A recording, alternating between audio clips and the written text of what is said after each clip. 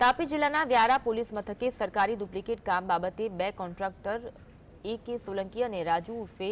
રાજન હિગડે વિરુદ્ધ છેતરપિંડી તેમજ વિશ્વાસઘાતની ફરિયાદ આપતા કોન્ટ્રાક્ટર આલમમાં ચકચાર મચી જવા પામ્યો। તાપી જિલ્લા મદદનીશ આદિજાતિ વિકાસ કમિશનરની કચેરી અને વ્યારો તાલુકા પંચાયત દ્વારા વર્ષ 2019 થી વર્ષ 2022 દરમિયાન આશ્રમ શાળામાં રેઇન વોટર હાર્વેસ્ટિંગ અને રિચાર્જ સ્ટ્રક્ચરના 7 કામો માટે આ બંને કોન્ટ્રાક્ટરને 45 લાખના કામો આપવામાં આવ્યા હતા, જેમાં કોન્ટ્રાક્ટરે ટીએસપી કચેરીમાંથી અગાઉ બનેલા સ્ટ્રક્ચરનું રંગરોગાન કરી કામનું ડુપ્લિકેશન કરી 45 લાખ ઉપાડી લીધા હતા।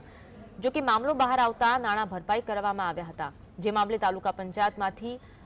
લોગબુક સહિતના મહત્વના દસ્તાવેજ ગુમ થતા જાણવાજોગ ગુમની ફરિયાદ અપાઈ। આ મામલે અગાઉ ડીડીઓ દ્વારા 4 જેટલા તત્કાલીન અધિક મદદનીશ ઇજનેરને સસ્પેન્ડ પણ કરવામાં આવ્યા, ત્યારે હાલ તો ફરિયાદ દાખલ કરી આગળની તપાસ હાથ ધરવામાં આવી છે।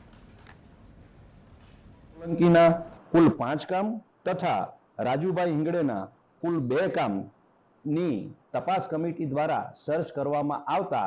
આ કામો અગાઉ થઈ ગયેલા હોવાનું તપાસ કમિટીના ધ્યાને આવતા અને એના ફોટોગ્રાફ એક સરખા જણાતા આ તપાસ કમિટીએ તેમનો રિપોર્ટ સબમિટ કરતા આ કામનું ડુપ્લિકેશન થયેલ હોવાનું ધ્યાન ઉપર આવતા આ જે એજન્સી છે બંને તેના વિરુદ્ધમાં